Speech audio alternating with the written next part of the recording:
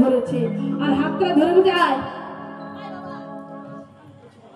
হ্যাঁ রে বাবা, হ্যাঁ তুই অনেক বলিস আমার জন্য। হ্যাঁ রে বাবা শোন, তুই যে আমার জন্য করেছিস তোর এই ঋণ আমি কোনোদিনের জন্য শোধ করতে পারি। আয় আয় তুই আমার সঙ্গে আয়। এই বলে হাতটাকে ধরে নিয়ে কি করলো না, মন্দিরের ভিতরে গিয়েছে। আর মন্দিরের ভিতরে গিয়ে মন্দিরের দরজা বন্ধ করলেন, জানালা বন্ধ করলেন, আর বদনে বলছে হ্যাঁ রে বাবা, তুই আমার জন্য যে করেছিস, আমার ছেলে হলো এমনটা করতো না রে, তাই আমি তোকে কিছু দেব মনে করেছি। এই বলে কি করেছে মা, হাতে তিল আর তুলসী লয়েছে আর গঙ্গা জল নিয়ে প্রতিজ্ঞা দিচ্ছে কি গো, ওগো তিল তুলসী লইয়া করিল প্রতিজ্ঞা,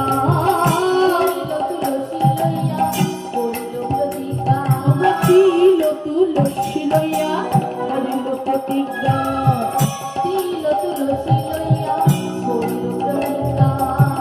আমার কন্যা রাজশ্রী রে দিলাম তোরে ভিক্ষা, আমার কন্যা রাজশ্রী রে দিলাম তোরে ভিক্ষা, আমার কন্যা রাজশ্রী রে দিলাম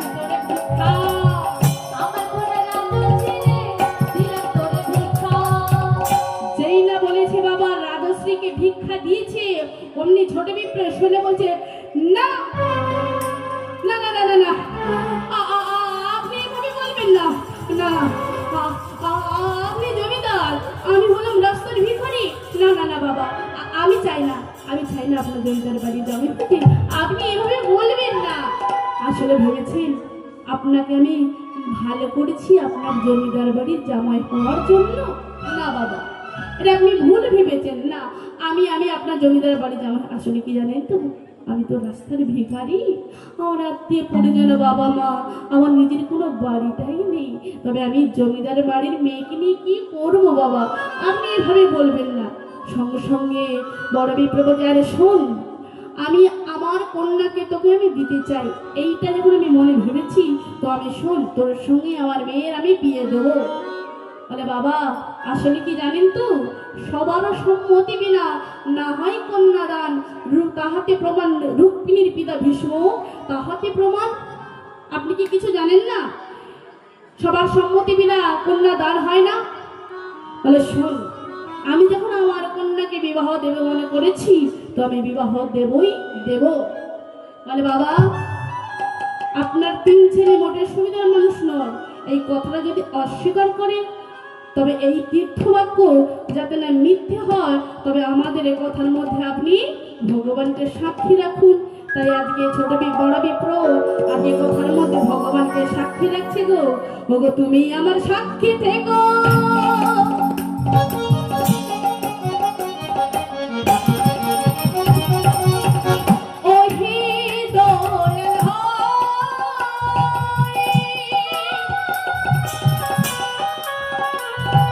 তোমার কি পাই আমার কথা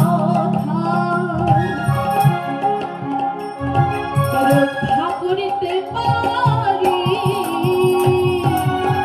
তুমি আমার সাক্ষী থেকো, তুমি আমার সাক্ষী থেকো, ও দয়াল হরি, তোমার কি পাই আমার কথা রক্ষা করতে পারি। সাক্ষী রাখলেন, এবারে সাক্ষী রাখার পর তারা যে যার বাড়িতে ফিরে আসছে। তাই ছোট বিপ্র বড়ের বিপ্র তারা মনের আনন্দে তারা গাইছে কি গো, ও দুটি বাহু তুলে করো না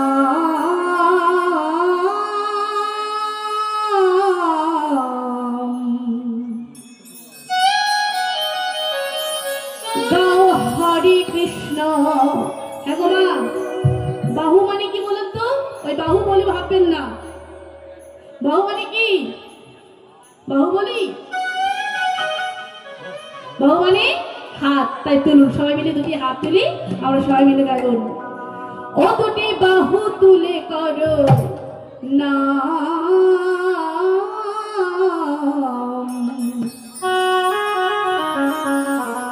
ও গাও হরে কৃষ্ণ হরে রাম।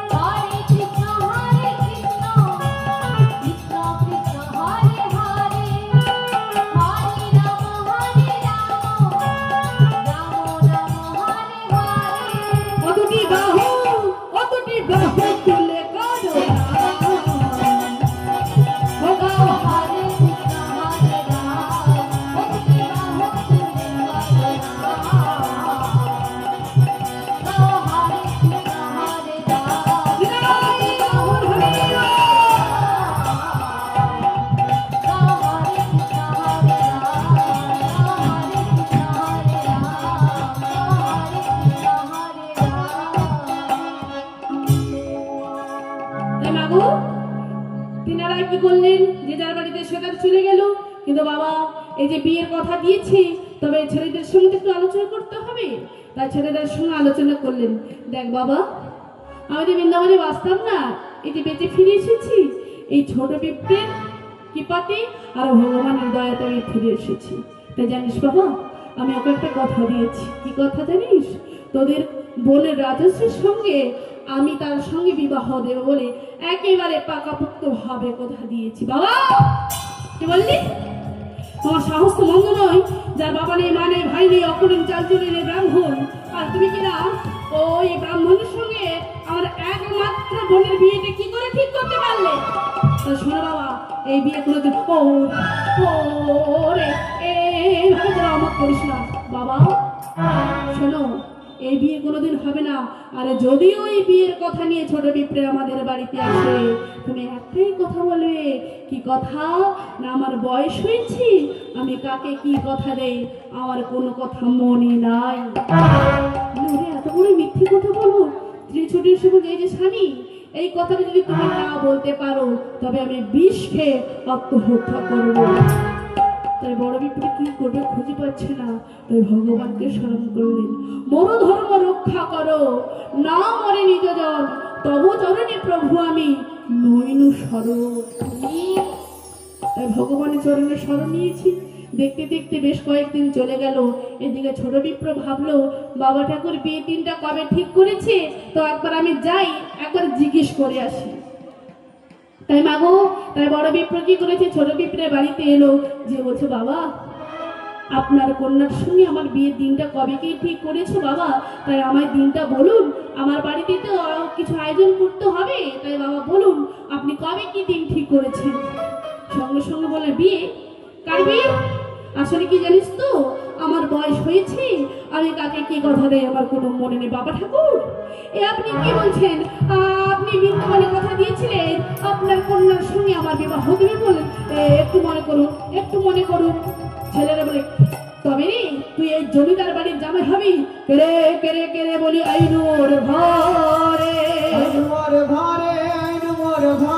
বামুন হইয়া কেন করিস চলে ধরিবারে? বামুন হইয়া কেন করিস চলে ধরিবারে? যেই না বলেছে, তবে রে তুই এই জমিদার বাড়ির জামাই হবি, তোকে আর ছেড়ে দেবো না। তোর একদিন কি আজ আমার একদিন, তোকে শেষ করে ফেলবো। যেই না লাঠিটা আনতে গেল, অমনি প্রাণের ভয়ে ছোট বিপ্র ছুটতে ছুটতে যাচ্ছে, ডাকলেন, মোড়ল মশাই, মোড়ল মশাই। কি হয়েছে, এইভাবে ডাকছিস কেন? মোড়ল মশাই আপনি চলুন, ওই বড় বিপ্র আমায় কথা দিয়েছিল ওনার কন্যার সঙ্গে বিবাহ দেবে বলে, কিন্তু জানেন উনি বাড়িতে এসে এত অস্বীকার করছে। আপনি চলুন আমার সঙ্গে, আপনি চলুন। এবারে মোড়ল মশাই এলো। ছোট বিপ্র, বড় বিপ্র, ওনার ছেলে মেয়ে স্ত্রী সবাই মিলে বসেছে, বড় একটা বিচার সভা বসেছে।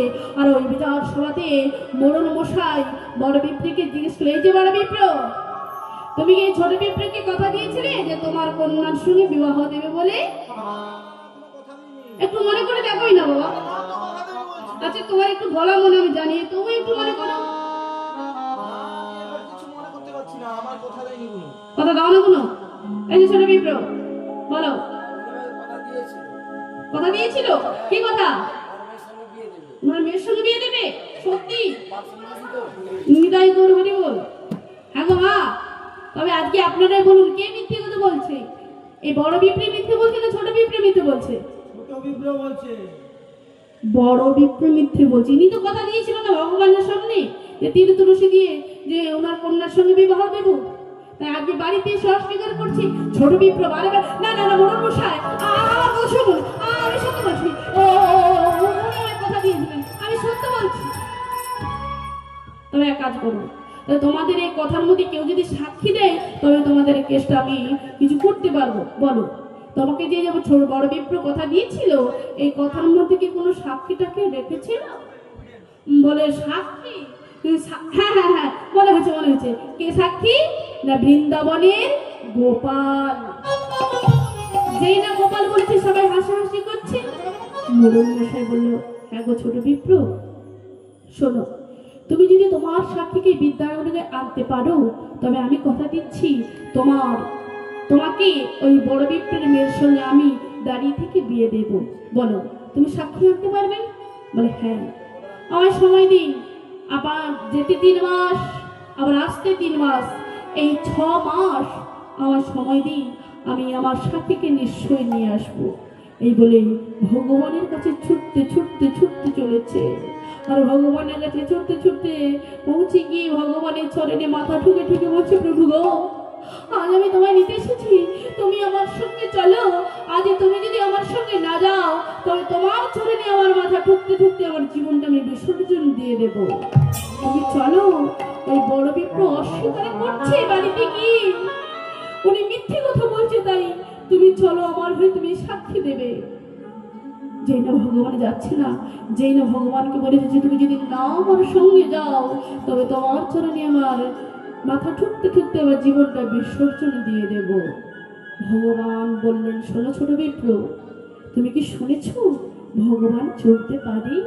বলে ও হো, বুঝেছি, ভগবান যদি কথা বলতে পারে তবে কেন চলতে পারবে না?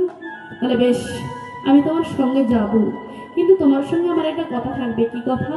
না, তুমি থাকবে আমার সামনে আর আমি থাকবো তোমার পেছনে। তুমি যেখানেই আমায় পেছন ঘুরে তাকাবে, আমি সেখানে পাথর হয়ে দাঁড়িয়ে যাব, আর সেখান থেকে এক বিন্দু যাব না। বলে বেশ, তুমি যে আমার পেছনে পেছনে আসছো, তবে আমি বুঝবো কেমন করে? বলে কেন, আমার পায়ে আছে নুপুর, আর যখন ঝুমঝুম করে বাজবে, তুমি জানবে আমি তোমার পিছনে পিছনে যাচ্ছি। মামা, তাই দেখুন আজ ভগবানকে নিয়ে যাচ্ছে।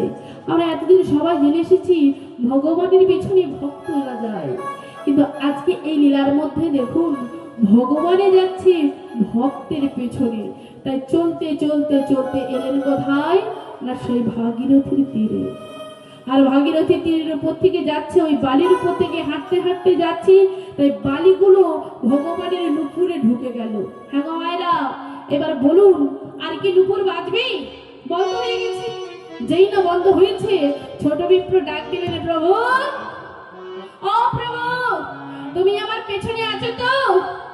সারা দাও, বলো বলো বলো, তুমি আমার পেছনে আছো? কিছুতেই সারা দিচ্ছে না। বল তবে কি চলে গেল? আর এই নদীটা পার হলে বিদ্যানগর, তবে কি ভগবান চলে গেল? না না না, এক কাজ করি তো, যা হয় হবে, যা হওয়ার হবে। একবার পিছন করে তাকিয়ে দিই তো। আরে যেই না তাকিয়েছে, দেখলেন না ভগবান দাঁড়িয়েছে।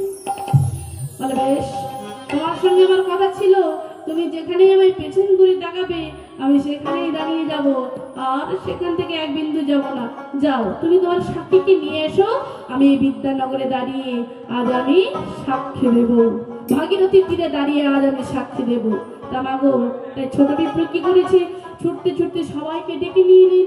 দেখলো না সত্যিকারের গোপাল এসেছে। তাই যেই না সবাই এসেছি, আজকে ভগবানের সাক্ষী দিতে। শোনেন শোনেন গ্রামবাসী, শোনেন দিয়া বোন, মিথ্যে বলেনি ছোট ব্রাহ্মণ, বলেছে বড় ব্রাহ্মণ। এই বড় ব্রাহ্মণ আমার সামনে 3 তুলসী নিয়ে কথা দিয়েছিল ওনার কন্যার সঙ্গে বিবাহ দেবে বলে, কিন্তু আজকে বাড়িতে এসে অস্বীকার করছে। কেন? না, ওনার সংসারের চাপে পড়ে, স্ত্রীর চাপে পড়ে, ছেলের চাপে পড়ে, তাই এত বড় মিথ্যে কথা বলেছে।